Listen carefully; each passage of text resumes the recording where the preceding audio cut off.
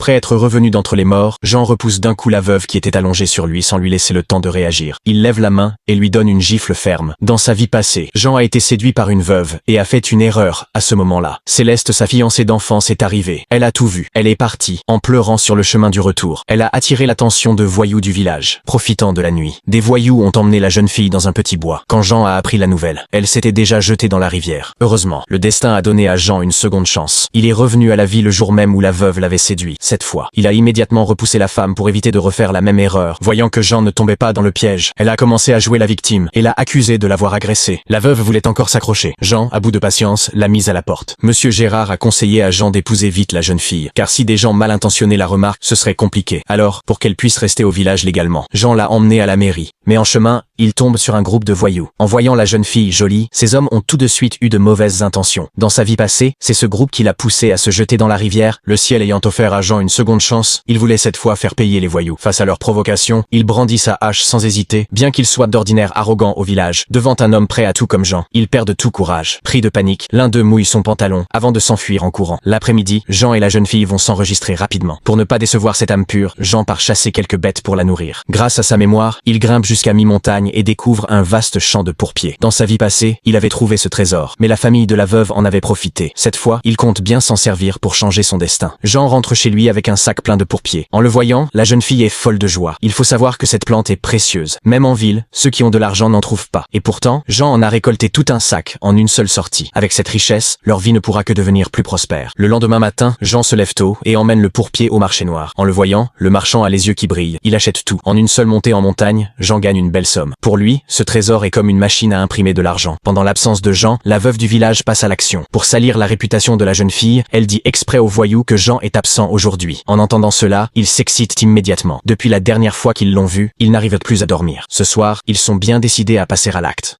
Que va-t-il se passer ensuite? Tout sera révélé dans la deuxième partie.